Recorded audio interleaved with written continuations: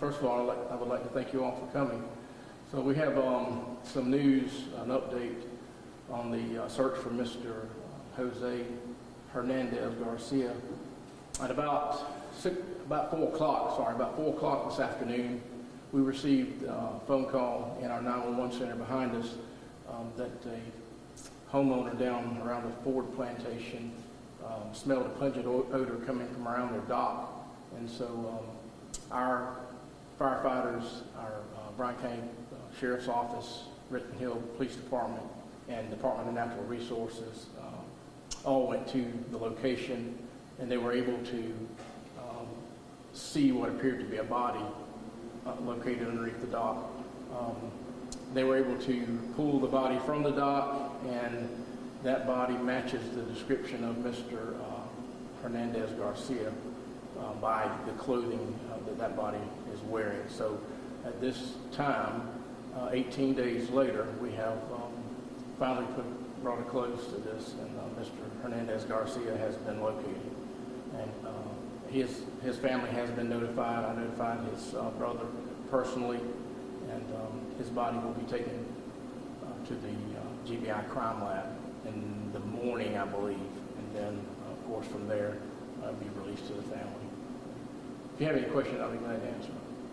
Roughly how far from the bridge was he found downriver? It appears by way of being able to look at the maps and trying to figure out exactly that, it appears to be around 5 miles from the place that he fell in to the place that he was located.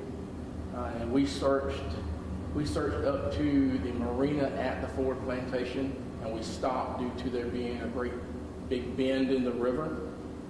So we stopped there.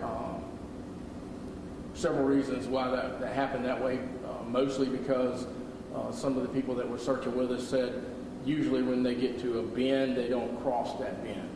But apparently that happened a little bit differently this time. So. Do you have a message for his family? I'm sorry? Do you have a message for his family? When I spoke to the family today, I actually told them that we were very sorry that this happened, but we were very relieved that we were able to find him and bring them closure, bring him home to them. Yes. Can you see? Yes, ma'am. And then after that gruesome 18-day search, how does your team feel that you're able to give that family that relief and that the man has been found? Of course,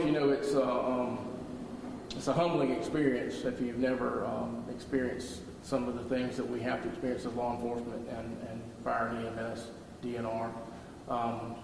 They're glad to be able to bring him home to them. We don't like having a case that's left open. We would prefer to have that case closed as quickly as possible.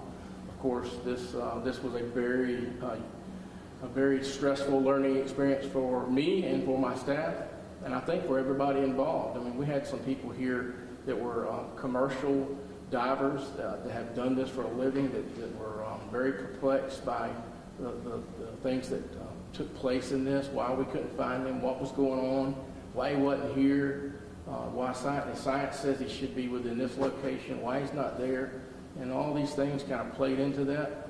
One of the things that was really challenging to them was they're not used to rivers that have a lot of current, that have tidal current that comes in and out, black water, brackish water that has salt water in it. So there's a lot of things that played a part in that.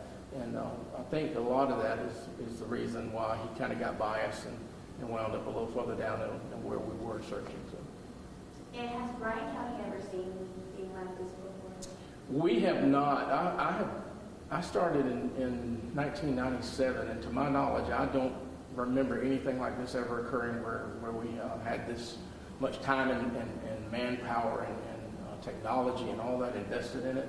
I know since I've been sheriff, I'm in my 5th year, we haven't had anything like this since I've been sheriff, for sure. What was it like working with the other departments, everybody coming together to work to try and bring this to a close? It was cohesive. It was very good, actually. We have a great working relationship with all the other departments that we mentioned.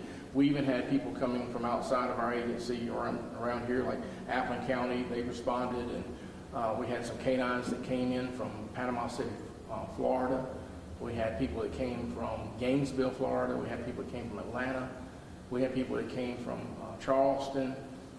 I mean, it was a great undertaking. It was huge. The amount of people that came in to try to get this thing solved. But we all worked well together, you know, and we appreciated everything that they did. Okay. You said you made the phone call to the brother. Can you speak to what you were thinking of and what you were feeling at that time? While there's nothing good, is there any solace in being able to let them know that they'll be able to say goodbye to their family member? Yes, I could tell, because I'm a people person. You know, I'm emotional too when it comes to that. So when I spoke to him, I could tell he was getting very emotional, and he thanked me over and over again for everything that we had done, and being able to bring his brother home was, I could tell right away when I said it to him. He was very relieved that he would be able to go back and tell his family that his brother had been found. So, yes. Thank you all. I appreciate you.